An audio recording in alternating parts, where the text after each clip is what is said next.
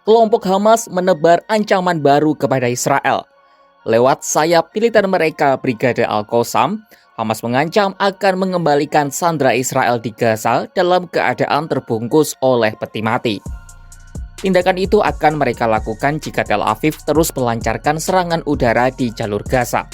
Ancaman itu disampaikan oleh juru bicara Brigade Al-Qassam Abu Obeidah pada Senin 5 September 2024. Yang menyebut kalau Netanyahu dan Israel Defense Force atau IDF bertanggung jawab penuh atas hidup atau wafatnya para sandera. Sebabnya mereka dituding Hamas menghalangi kesepakatan pertukaran tawanan yang terhenti selama berbulan-bulan. Pernyataan Hamas itu dikeluarkan berselang 2 hari usai IDF menemukan 6 jasad di sebuah terowongan di wilayah Rafah, Gaza Selatan. Pejabat senior Hamas Izzat Al-Risek mengatakan ke-6 tawanan itu tewas dalam serangan udara Israel. Sementara Netanyahu pada Senin meminta maaf karena tidak dapat membawa para sandera kembali dalam keadaan hidup. Di lain sisi, kematian para sandera dan ancaman peti mati Hamas ini memicu kemarahan besar dari warga Israel.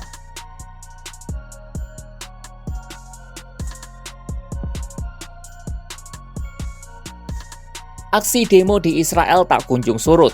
Gelombang demo ini pecah usai 6 sandera Israel yang ditahan Hamas ditemukan tewas di Gaza beberapa waktu lalu. Bahkan dalam aksi terbaru, pada Kamis 5 September 2024, warga Tel Aviv membawa sejumlah peti mati yang dibungkus dengan bendera Israel. Mereka mengarak peti-peti itu bersamaan dengan sejumlah foto para tawanan yang telah meninggal dunia. Peti-peti itu melambangkan para sandera yang hingga kini masih ditawan di Gaza. Dalam kesempatan itu, Gil Dickman, sepupu dari sandera yang tewas atas nama Carmel Gad, berpidato di hadapan para demonstran. Ia kecewa dengan pemerintahan Perdana Menteri Israel Benyamin Netanyahu yang mengembalikan sepupunya dalam keadaan tak bernyawa.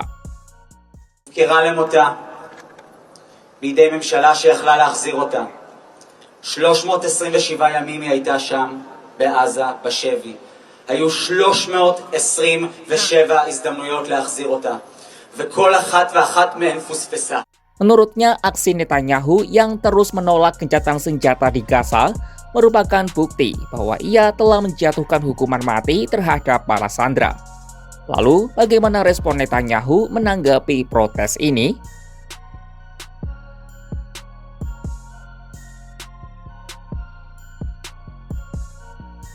Perdana Menteri Israel Benyamin Netanyahu seolah tak peduli dengan protes dari berbagai pihak kepada dirinya. Soal sandera, ia membela diri dengan menyebut sudah membawa pulang sebanyak 150 sandera. Namun Netanyahu masih enggan meninggalkan koridor Philadelphia yang terletak di Gaza Selatan dan berbatasan langsung dengan Mesir. I'm willing to make a deal. I made one already. One that brought back 150 hostages. 117 alive, and I'm committed to return the remaining 101. I'll do everything I can to get them in. But leaving Philadelphia does not advance the release of the hostages. Sebagai informasi, koridor Philadelphia menjadi penghambat dalam perundingan gencatan senjata antara Israel dengan Hamas. Adapun Netanyahu tetap ingin mempertahankan kontrol terhadap koridor itu untuk mencegah Hamas menyelundupkan senjata ke Gaza. Namun banyak warga Israel termasuk Menteri Pertahanannya sendiri mengatakan Israel harus melepaskan koridor itu setidaknya untuk sementara waktu untuk membawa kembali para sandera yang tersisa di Gaza. Menurut Netanyahu, koridor Philadelphia ini adalah koridor berbeda dan keberadaannya sangat penting. Bahkan ia menyebut koridor ini sebagai masa depan Israel. הציר הזה הוא שונה מכל יתר הצירים, מכל יתר המקומות. הוא מרכזי, הוא קובע את כל העתיד שלנו. החשיבות שלו עצומה לנו. אבל העולם שרוצה את סיום המלחמה, הדבר האחרון שהוא ירצה שניכנס לשם, ויופעלו עלינו לחצים אדירים. Lalu bagaimana nasib gencatan senjata di Gaza?